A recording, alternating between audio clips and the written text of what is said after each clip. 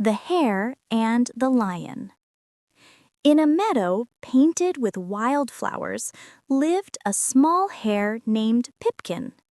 He was known for his swift feet and an even swifter heart, which thumped like a hummingbird's wings at the slightest sound.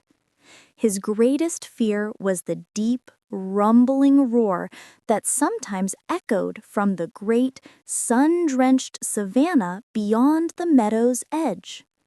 The roar belonged to Orus, the old lion of the savanna. He wasn't fierce, but his heart was heavy. A thorny, stubborn vine had grown tight around his paw, and with every step it pricked him. He roared not in anger, but in sorrow, a lonely sound that made the whole land tremble. One day, the roaring was softer, more tired than ever before. A strange new feeling fluttered in Pipkin's chest, quieting the drum of his fear. It was curiosity.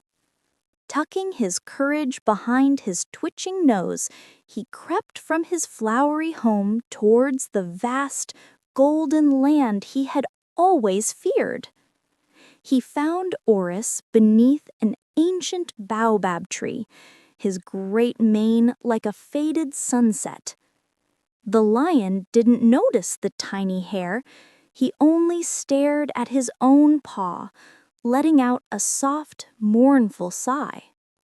From the grass, Pipkin saw the thorn, a dark knot of trouble on the magnificent creature. Pipkin's heart beat a frantic rhythm. He took a tiny hop forward, then another. He reached the lion's paw and, with his sharp little teeth, began to nibble at the toughest part of the vine.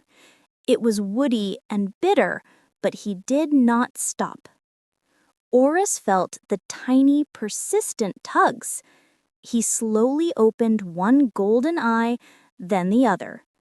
He looked down and saw the little hare working so bravely. He didn't move a muscle, didn't even breathe for fear of frightening away the small, courageous speck of kindness. With a final determined chew, the vine snapped.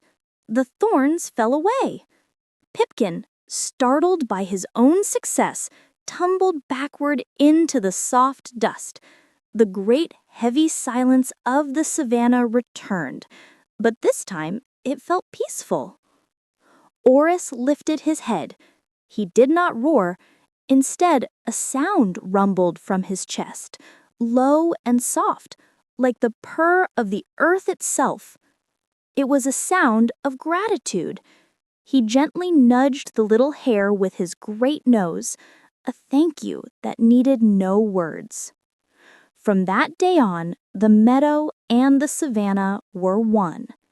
Pipkin would show Orus the sweetest clover, and Orus would let Pipkin sleep safely in the warm shadow of his mane. The lion's gentle purr became the meadow's favorite song. And so the creatures of the land learned that courage is not about size, and strength is not about noise. For sometimes the greatest strength is a gentle heart, and the bravest act is a single, quiet kindness.